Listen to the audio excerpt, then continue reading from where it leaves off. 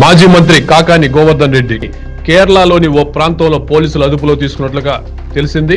ఆదివారం మధ్యాహ్నం పోలీసులు పథకం ప్రకారం ఆయన్ని పట్టుకున్నట్టుగా సమాచారం. గత 2 నెలలుగా పోలీసుల కేసులతో కనుమరుగైనటువంటి కాకాని గోవర్ధన్ రెడ్డి ఈ రోజు దొరకడంతో జిల్లా రాష్ట్ర స్థాయిలో ఉన్నటువంటి వైఎస్ఆర్సీపీ ప్రధాన నాయకులు దిగ్భ్రాంతికి గురవుతున్నారు.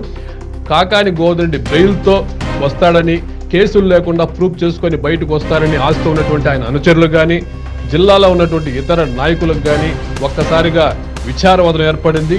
కాకాని గోవర్ధన్ రెడ్డి దొరకటం అనేది చాలా బాధాకరం అంటూ వాళ్ళు స్టేట్మెంట్ ఇస్తున్నారు. ఏది ఏమైనా కూడా చట్టం తన పని తాను చేసుకుపోతుంది అన్నందుకు నిదర్శనంగా ఈ రోజులు జిల్లా నెల్లూరు పోలీసు యంత్రాంగం వ్యవహరించింది.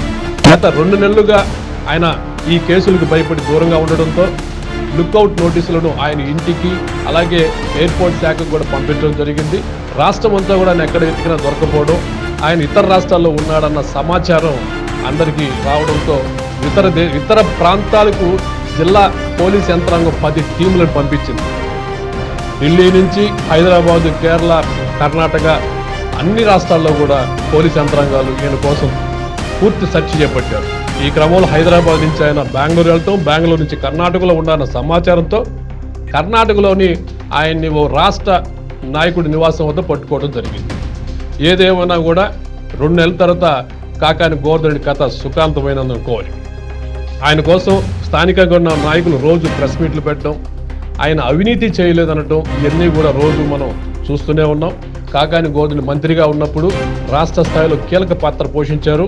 అలాగే జిల్లా వైఎస్ఆర్సీపీ అధ్యక్షుడిగా కూడా ఆయన జిల్లాలో వైఎస్ఆర్సీపీ విజయానికి గతంలో ఎంతో కృషి చేశారు.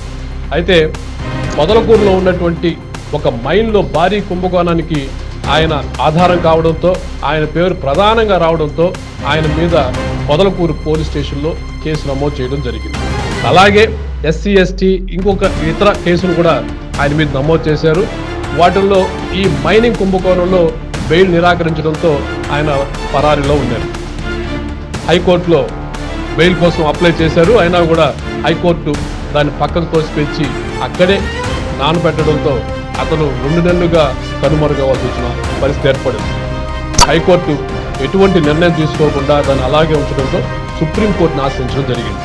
సుప్రీంకోర్టులో అక్కడ ఉన్నటువంటి ప్రభుత్వ న్యాయవాది ఇతని మీద అనేక ఆరోపణలు, కేసులు ఉన్నాయని, గతంలో కూడా మద్యం కేసు ఉందని ఇవన్నీ కూడా ఆయన చూపించడంతో అక్కడ బెయిల్ ఇవ్వకుండా నిరాకరించి ఆయన్ని కోర్టుకు లొంగిపోతేనే బాగుంటున్నట్టుగా జడ్జి గారు ఇవ్వడం వల్ల వేరే దారి లేక ఈరోజు ఆయన లొంగిపోయినట్లుగా సమాచారం. లొంగిపోయాడంటే పోలీసులే ఆయన కోసం కేరళ పోయి తీసుకురావడం జరుగుతుంది. ప్రస్తుతం ఆయన రోడ్డు మార్గంలో కారు ద్వారా వస్తున్నట్లుగా సమాచారం. రేపు ఉదయానికల్లా ఆయన నెల్లూరు చేరుకోవచ్చు. అలాగే ఆయన అనుచరులు భారీ ఎత్తున నెల్లూరులో అతను దొరికిపోవడంతో బాధను వ్యక్తం చేస్తూ అందరూ ఒకరొకరు ఫోన్లో కోఆర్డినేట్ చేసుకొని ఎస్పీ ఆఫీస్కి రేపు ఉదయం వెళ్ళే అవకాశం ఉంది. ఆయన్ని రేపు కోర్టుకి, నెల్లూరు జిల్లా కోర్టులో కానీ, లేదంటే ఇక్కడ ఏమైనా ఉద్రిక్త పరిస్థితి ఉందనుకుంటే అమరావతి కోర్టులో, హైకోర్టులో కానీ అతన్ని తీసుకెళ్లే పరిస్థితి కనబడతా ఉంది. ఏదైనా జిల్లా కోర్టులోనే సబ్మిట్ చేస్తారు. జిల్లా కోర్టు యొక్క ఉత్తర్వుల ప్రకారం కొద్ది రోజులు శిక్ష తప్పదనిపిస్తుంది. తర్వాత ఈ కేసు వాదోపలపైన ఆయన బెయిల్ నిర్ధారణ అవుతుంది. అప్పటి వరకు కూడా ఆయన ఈ పోలీసుల హ్యాండ్ ఓవర్లోనే ఉన్నారు. ప్రస్తుతం టీడీపీ ఎమ్మెల్యేగా ఉన్నటువంటి సోమిరెడ్డి చంద్రమోహన్ రెడ్డి ఆ కేసుల్ని గట్టిగా పట్టడం, ఆయన గతంలో సోమిరెడ్డి పైన కాకాని గోవర్ధన్ రెడ్డి ఉపయోగించిన పదజాలానికి బాగా బాధపడ్డటువంటి ప్రస్తుత ఎమ్మెల్యే సోమిరెడ్డి చంద్రమోహన్ రెడ్డి ఆయన ఈ కేసుల్లో గట్టిగా ఇరికించినట్లుగా తెలుస్తుంది. అందరికీ తెలిసిన విషయమే. ఆయన కోసం జిల్లా, రాష్ట్ర పోలీసు యంత్రాంగాన్ని అంతా కూడా కదిలించారు సోమిరెడ్డి గారు. ఆయన సీనియర్ నాయకుడు.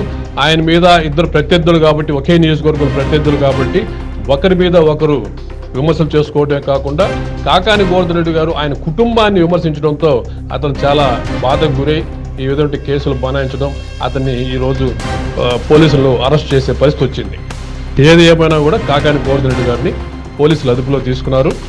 రేపు ఉదయానికి ఎస్పీ ఆఫీసులో సరెండర్ చేసి అక్కడి నుంచి కోర్టుకి తీసుకెళ్లే అవకాశం ఉంది.